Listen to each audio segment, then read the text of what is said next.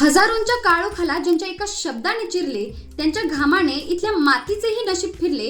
हे फक्त नाव नाही तर अन्यायाविरुद्ध पेटलेली मशाल आहे. माझा ज्योतिराव म्हणजे आजच्या युगातील सर्वात मोठा सवाल आहे. माझा ज्योतिराव म्हणजे आजच्या युगातील सर्वात मोठा सवाल आहे.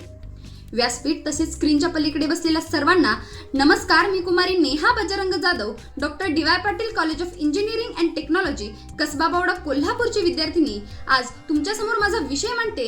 आजच्या काळात महात्मा फुलेंचे विचार किती प्रासंगिक. मित्रांनो, आज 21व्या शतकात आपण डिजिटल इंडियाच्या गप्पा मारतोय, पण याचा पाया कुणी रचला तर ते महामानव म्हणजे क्रांतीसूर्य महात्मा ज्योतिराव फुले. त्यांच्या विचारांची प्रासंगिकता आज मी तुमच्यासमोर पुराव्यानिशी मांडणार आहे. आज आपण आरक्षणावर बोलतो, आज आपण शिक्षणाच्या अधिकारावर बोलतो, पण याचा पाया 1882 मध्येच रचला गेला होता.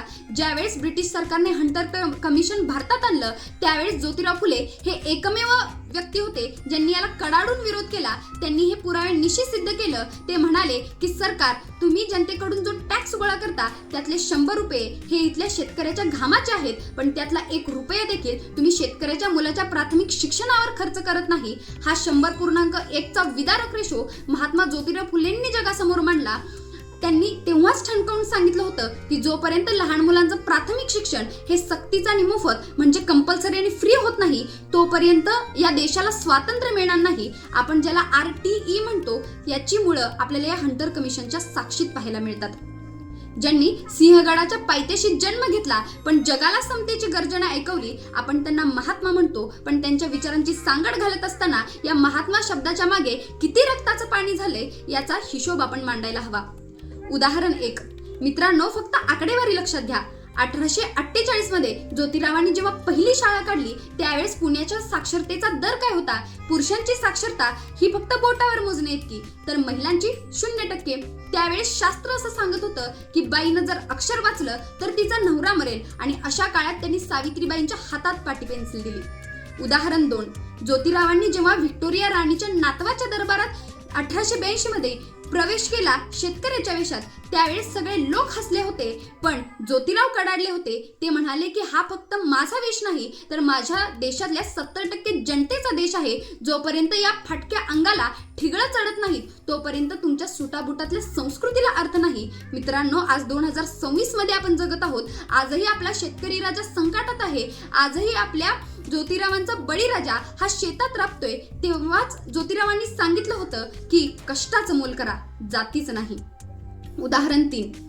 लोक म्हणतात की छत्रपती शिवाजी महाराजांचे गड किल्ले हे फक्त दगड धोंड्यांचे होते, पण मी म्हणेन त्या किल्ल्यांची डागडुजी ज्योतिरावांनी आपल्या लेखणीतून केली. रायगडावरती महाराजांची समाधी शोधून काढणारा आणि पहिली शिवजयंती साजरी करणारा हा कुळवाडी भूषण माझा ज्योतिराव होता, ज्यांनी आपल्याला आपला खरा बाप ओळखायला शिकवलं. अशी किती उदाहरणं द्यावीत. आज आपण आरक्षणावर बोलतो, धर्मावर भांडतो, पण ज्योतिरावांनी तेव्हा सांगितलं होतं की सत्य ही कुणा एकाची मक्तेदारी नाही. आजच्या तरुणांना मला फक्त एवढंच सांगायचं आहे की आपल्याला मंदिराकडे जाणारे पाय नको आहेत, तर ग्रंथालयाकडे जाणारी बुद्धी हवी आहे. कारण गाळलेला घाम जेव्हा तलवारीची धार होतो, त्यावेळेस अन्यायाविरुद्ध लढणारा प्रत्येक बुरुज हा पार गारद होतो. ज्योतिराव, आम्ही तुमच्या विचारांची मशाल कधी विझू देणार नाही. जोपर्यंत शेवटचा माणूस साक्षर होणार नाही, तोपर्यंत आम्ही थांबणार नाही. मित्रांनो, ज्योतिरावांच्या आयुष्यातील हे ज्वलंत उदाहरण सांगितल्यानंतर तुमच्या अंगावर काटा येईल. ज्यावेळेस ज्योतिरावांना मारण्यासाठी त्यांच्या विरोधकांनी धोंडीबा कुंभार आणि रोडे नावाचे 2 मारेकरी पाठवले होते, त्यावेळेस नंगीत तलवार घेऊन ते ज्योतिरावांच्या उशाशी उभे राहिले. तशी ज्योतिरावांना जाग आली. त्यांनी विचारलं की तुम्हाला मला मारून काय मिळेल? त्यावेळेस मारेकरी म्हणाले की आम्हाला प्रत्येकी 1000 रुपये मिळतील. त्यावेळेस शांतपणे हसून ज्योतिराव म्हणाले की जर माझ्या रक्ताने तुमच्या गरिबीचं दुःख मिटणार असेल तर मी मरायला तयार आहे. खुशाल चालवा तलवारी. माझं मरण जर तुमच्या पोराबाळांना सुखी ठेवणार असेल तर मी मरायला तयार आहे. हे ऐकलं तसे त्या मारेकऱ्यांच्या हातातल्या तलवारी गळून पडल्या आणि पुढे हेच मारेकरी त्यांचे अंगरक्षक बनले. ही ताकद होती त्यांच्या विचारांची. अलीकडेच आलेल्या सुपर 30 चित्रपटातला डायलॉग आपण ऐकतो की राजा का बेटा राजा नहीं बनेगा, राजा वही बनेगा जो उसका हकदार होगा. पण 1873 मध्ये ज्योतिरावांनी हे आधीच लिहून ठेवलं होतं. त्यांनी शेतकऱ्याच्या आसोडमध्ये ज्योतिराव म्हणतात की विद्येविना मती गेली, मतीविना नीती गेली, नीतीविना गती गेली, गतीविना वित्त गेले, वित्तविना शूद्र खसले, इतके अनर्थ एका अविद्येने केले. आजचा शेतकरी आत्महत्या करतोय का? कारण आपण आपल्या बापाची, ज्योतिरावांनी सांगितलेली आधुनिक शेतीची पद्धत आपण नाकारली. त्यांनी सांगितलं होतं की धरणे बांधा, पाणी अडवा, खताची निर्मिती करा. आज आपण इस्रायलकडे बघतो, पण आपल्या बापाच्या लेखणीकडे मात्र आपण दुर्लक्ष करतो. आज आपण सोशल मीडियावरती ट्रोलिंग करतो, पण त्या काळात ज्योतिरावांनी त्या काळातील ट्रोलर्सना स्वतःच्या कामातून उत्तर दिलं. त्यावेळेस स्वतःच्या घरातील पाण्याचा हौद रिकामा करणं ही सगळ्यात मोठी बंडखोरी मानली जायची. महात्मा ज्योतिराव फुलेंनी आपल्या घरातील पाण्याचा हौद रिकामा केला. तो फक्त एक पाण्याचा हौद नव्हता, तर मानवी समानतेची पहिली सोशल वेबसाईट होती. आज ज्योतिराव फुले हे पुतळ्यात नाहीत, तर प्रश्नात आहेत.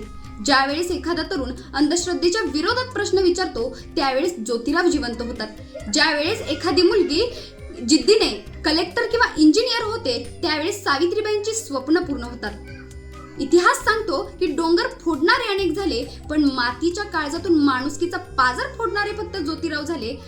काळजाच्या जखमांना ज्यांनी मशाल बनवलं, त्यांनीच या गुलाम देशाचं नशीब विशाल बनवलं. मित्रांनो, इतिहास हा फक्त वाचण्यासाठी नाही, तर रचण्यासाठी असतो. ज्योतिरावांनी तो इतिहास रचला. आता तोच रचलेला इतिहास वाचून पुढे नेण्याची जबाबदारी आपली आहे, आणि ती जबाबदारी आपण नक्कीच पूर्ण करू, इतकाच माफक आशावाद व्यक्त करते. मनपूर्वक धन्यवाद. प्रेक्षक हो, तुम्हाला आमच्या स्पर्धकाचा व्हिडिओ नक्कीच आवडला असेल. आता या स्पर्धकाला जिंकवून देण्यासाठी तुम्ही सुद्धा मदत करू शकता. या स्पर्धकाचा व्हिडिओ लाईक करून, तसेच स्पर्धकाला प्रेरित करण्यासाठी त्या व्हिडिओवर कमेंट करून, आणि हो, जास्तीत जास्त लोकांपर्यंत हा व्हिडिओ शेअर करून, आणि हो, हा व्हिडिओ शेवटपर्यंत पाहिल्याबद्दल आपल्या सर्वांचे मनपूर्वक आभार.